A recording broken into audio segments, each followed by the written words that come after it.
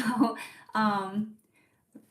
if anybody wants to see the closed based Picot Stitch that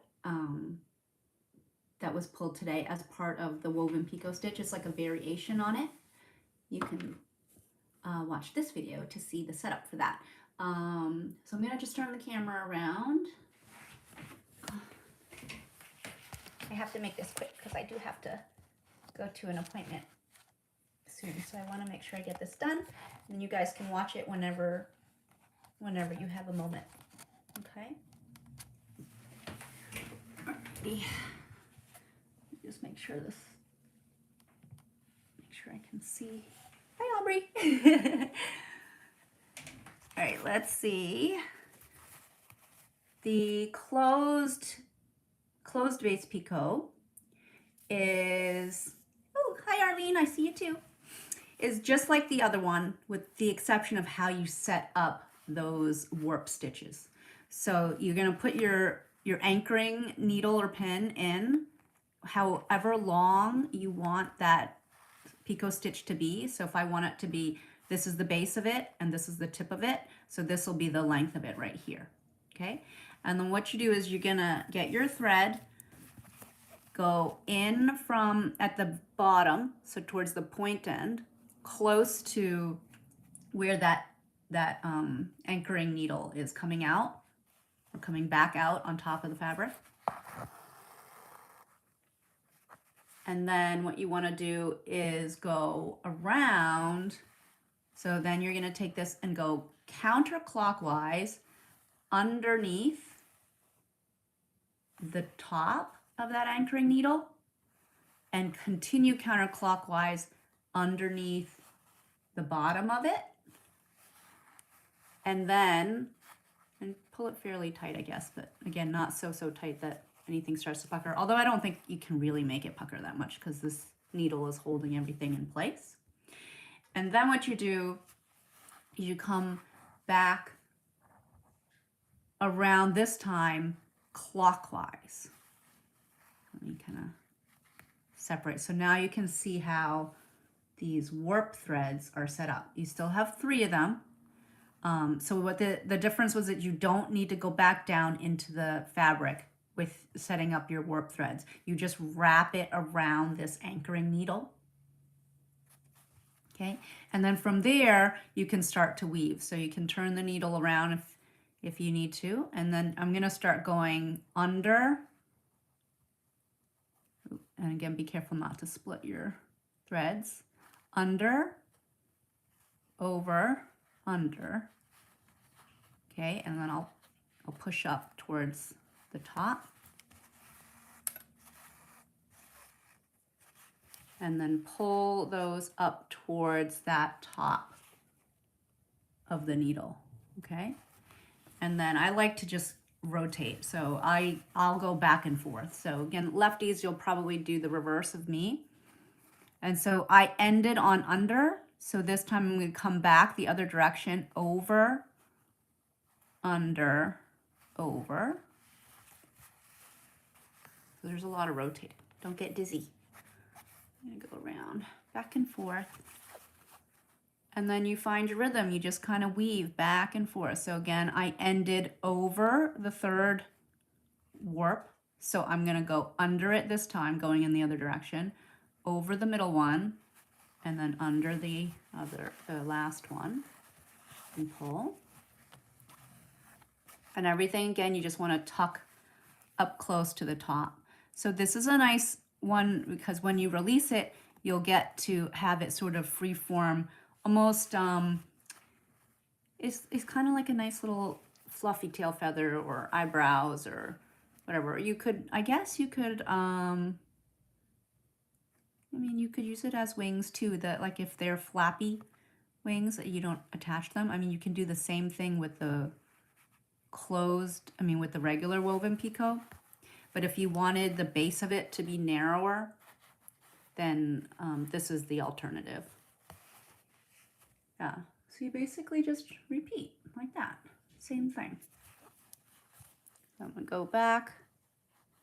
I missed the beginning of Hannah, so I'm not sure if if she already mentioned this, but you want to do this with a good amount of thread. I mean, not so long that you're going to get tangled, but enough to make sure you can complete the weave, because it's a little bit tricky to, I don't even know if you can do it nicely, to end it in the middle and start again.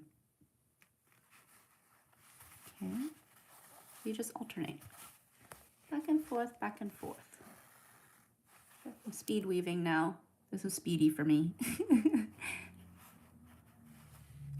Oh, wait. Yeah, I'm under. So this time I'm going to go over, under, over.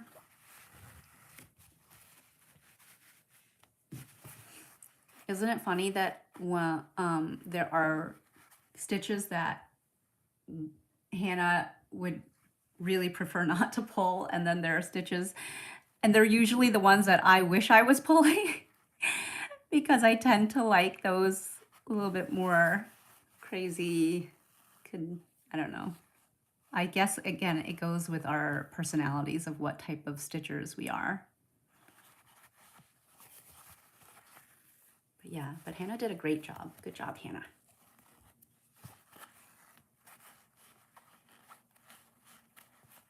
So I'm almost there. And if you did it with a thicker pearl cotton, it would certainly go faster. So that's one thing to note is if you happen to have a thicker one, that would work better. I guess you can do them with yarns too, but you just need to make sure you have the right needle to do that. And I chose this variegated one. It's actually starting to remind me of a corn on a cob right now. I was like, oh, I'll hop on. I gotta get some stuff because the bingo box is with Hannah and she's got everything.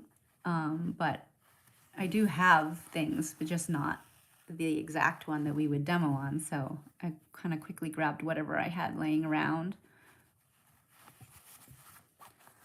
Let me finish weaving this so I can show you the ta-da, what it looks like at the very end. When you get down to the bottom, sometimes it's a little tricky because it is a tight space. And you might have to go like under, over one at a time instead of being able to do one whole continuous pass because the needle is there. See, it's starting to get a little bit hard to get it to go all the way through. So as you get down to the bottom, you might just have to go like push all these up as tightly as you can.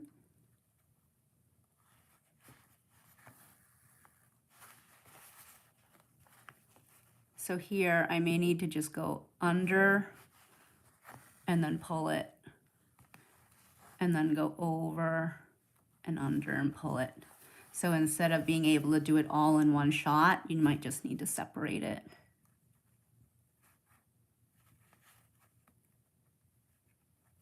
Almost there.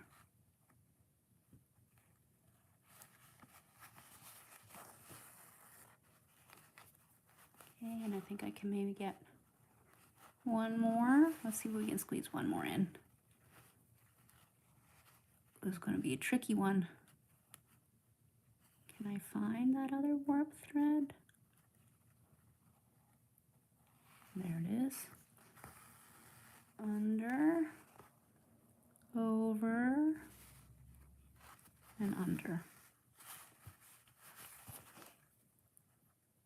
And I think that might be the last one.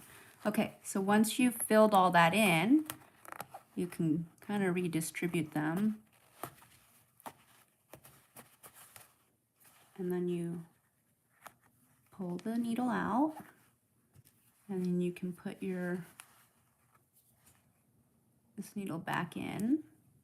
I mean, I guess I could go right into this little loop too. Maybe that would help keep everything in place.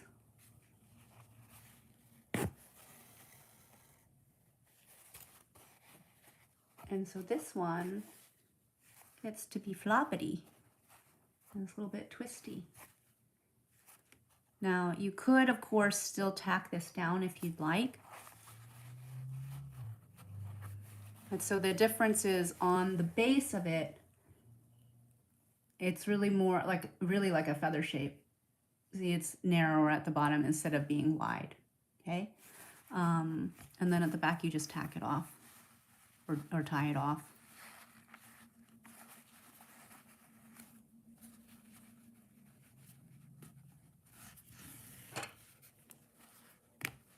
Oop, I didn't make a good knot, but you get the idea. I don't think it's going anywhere. Okay, look how cute. All right, so let us know if you have any questions, but that's basically the setup, okay? So needle in, anchoring needle in, and then clock, counter clock come up in the back. I'll show you one more time, just the setup. Come up next to it. So I go just to the right of the needle. You could, I guess, go right under it if you wanted to. Let me see if I can get under there. Might be a little tricky though, especially when you get down to the bottom. So come right up next to it, up, okay, counterclockwise all the way around to make a full circle, okay? So all of that's counterclockwise underneath the anchoring needle, and then to start to get your third warp thread, you go clockwise up and around underneath, and then just separate these back so you can really see where all three of them are, and then you just begin weaving, okay? I like to weave under, over, under, and then go from there. And I think you might have to start under on this one because of the way it's set up with the three, because if I go under this, I'm not sure if that would actually hold onto much. So I would recommend going under first, okay? That's it. All right, everybody, have a wonderful weekend. Thank you for joining me for this little extra quick impromptu demo. And I'll see you guys Monday, okay? Bye.